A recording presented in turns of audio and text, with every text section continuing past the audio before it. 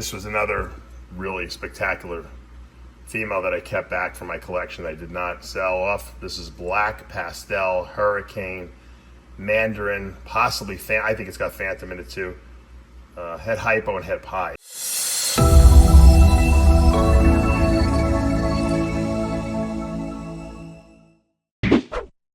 What's up, snake fans? Dave Palumbo here for Muscle Serpents Daily, and I'm in my backyard, and you can see the amazing Glader's Slough.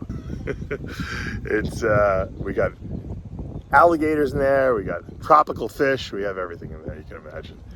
And it's a beautiful day here in Cape Coral, Florida. It's about 78 degrees, and I am going into the snake room to show you guys some of my ball pythons that I held back, because I got rid of most of my ball python collection, if you guys have been following me, and I kept about 10 or 12 of them back. I have a clutch in the incubator, and I want to show you what I got, because I think there's some cool stuff there that we haven't really gone over, and look at some of the potential future projects that are coming up here at Palumbo's Pythons and Boas. Stay tuned.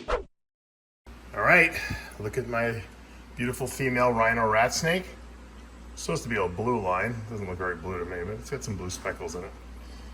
And she, if you remember her from earlier videos, she was tan when I got her, grayish tan.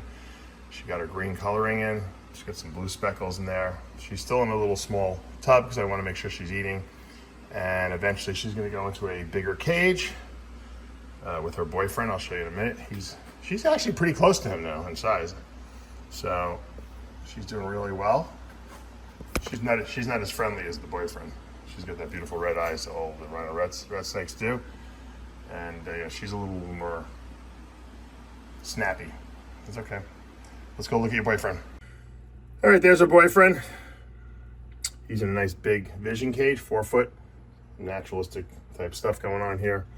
He'll climb around. You know, he's digesting food right now. So let's see if we can zoom in a little bit more here. There we go.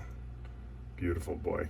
Had him for a couple of years now. He's probably about 3 or 4 years old. I got her after him, so she's got to catch up before I can try to breed these guys. But beautiful, beautiful snakes.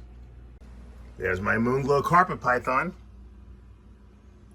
That's a caramel albino axanthic. Caramel being incomplete dominant. So if we want to get a completely white carpet python, we have to do a super caramel, which would be called a full moon or super moonglow. There he is. He's got the nice white eye that the moonglows have. I don't know if he's the only one in the United States. He might be.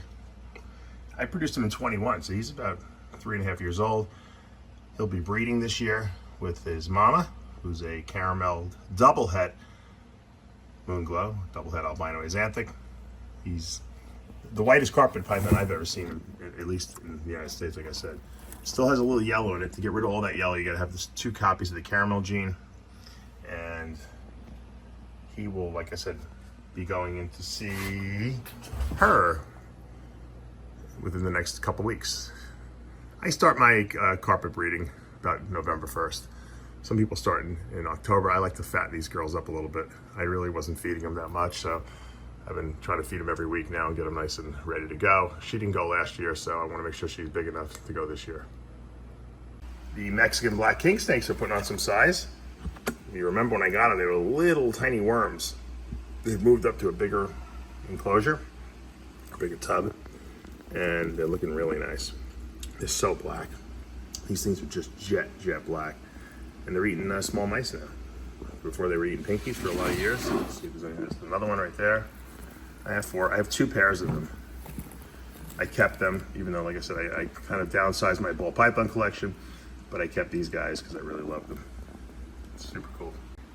My pied-sided corn snake male is getting up to size.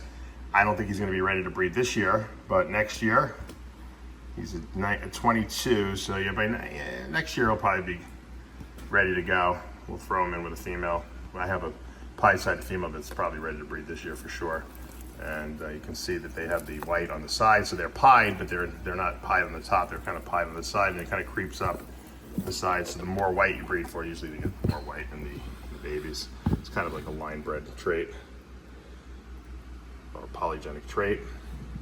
He's He's one of the nicest I've seen. He's really red. I bought him because his red is, and when they come as babies, they have a lot of pattern. You can see the pattern.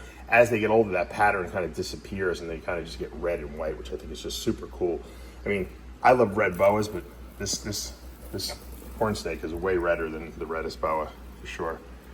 And so look at that, beautiful, beautiful little boy. Hopefully, like I said, I wish we can breed him this year. I don't think he's going to be ready, but next year for sure. Here's my Trident clown ball python. I did keep some ball pythons. I have about 10 in my collection. Plus I have a clutch of eggs in the incubator. So I kept my most promising projects that I really love the most because I just had too many.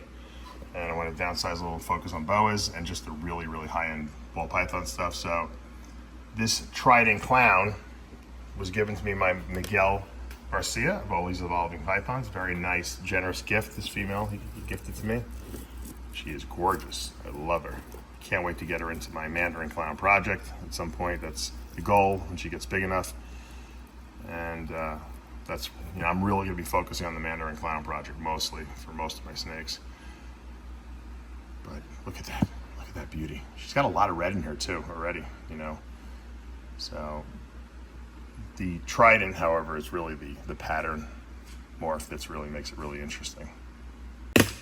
This was another really spectacular female that I kept back from my collection. I did not sell off. This is black pastel hurricane Mandarin, possibly I think it's got phantom in it too.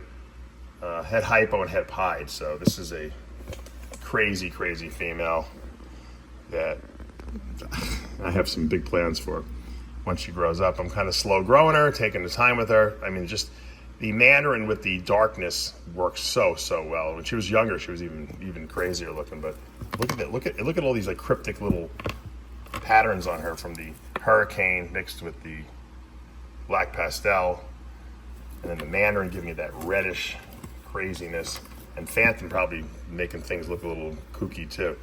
I just love the pattern on this thing, man. There's really nothing that needs to be changed. It would be nice to see this in pied and hypo-pied, because hypo Mandarins are really, really impressive. Imagine this in super Mandarin, a super Mandarin with the hypo gene and pied. So there's a lot of possibilities. It's going to take a number of years to get these things to come out, but we're working on it.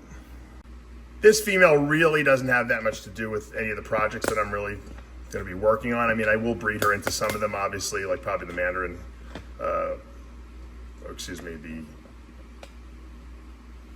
I'll probably breed her into the Mandarin Pied program, but I just love her. OD, Orange Dream, Leopard, Lavender, Pied. So she's a Lavender albino and Pied with that Orange Dream and Leopard in her. She's been put on some nice size. Probably in another year or two, she'll be ready to breed. And once again, hopefully I'll have maybe some visuals in the Mandarin Pied project. So this, imagine this with Mandarin in it. I produced the first, as far as I know, Mandarin albino pied, and they're great. And I sold that off, actually, believe it or not, like a lunatic, because I really wanted to. I already did it, accomplished it. It looks great. I called it the golden pied. Now I'm going to focus on trying to get Mandarin and some heavy patterned type stuff like hurricane and black pastel into this lavender pied project here. So we already have the Orange Dream, which is making it more orange, and we already have Leopard, which is adding some pattern. So a lot of possibilities with this female as well. Even though she theoretically doesn't fit into the program, she really does. It's going to be a multi-generational type thing, because we're going to have to produce hets with the lavender, but we can produce pieds right away. And so I'm thinking, if we can get some Mandarin pied stuff right off the bat with hurricane and leopard in there, we should be good to go. And another beautiful ball python, I did keep it just because it took me so long to produce her. This is a banana clown pied. So we got clown and pied here with the banana gene, one of my favorites. She's so clean looking. She's, beautiful. Grow her up, and it's like I'm restarting my ball python projects with great females, a couple of males, and because I do have some breeders I kept back. Like I said, I kept 10 ball pythons back total. And I'm kind of starting over from scratch, just so that I can thin the herd out, so to speak, and really focus on what I want. Sometimes you gotta clean house and start over. Like I said, I don't do this for a living. I do it because it's a passion of mine. I do it because I love it, and I get pleasure from doing it. So I'm going to work with the things I really like the most. All right, guys, that's going to do it for today here at Palumbo's Pythons and Boas. Hope you enjoyed today's video. I wanted to show you what I was doing in my ball python collection. Obviously, I got rid of a lot of it. I'm focusing down on Mandarin Pied, Mandarin Clown, a few other small little projects. But I want to make that the best that I can make it. And I didn't think I was able to do it with 400, 500 other ball pythons. It was too distracting. So it sucked. And I probably, I sold my collection to a really, really good bunch of guys. I'm sure they're going to be doing some amazing stuff with it, but I want to really focus down on what I love to do. And I think sometimes at some point you got to do a little house cleaning in your collection. There's nothing wrong with getting rid of the stuff that you're really not using. Stick to what you really like to do and make some amazing stuff. And that's the message of the day. All right, guys, if you like what you're seeing, hit that subscribe button, turn on those notifications, hit that like button. I'll see you next time.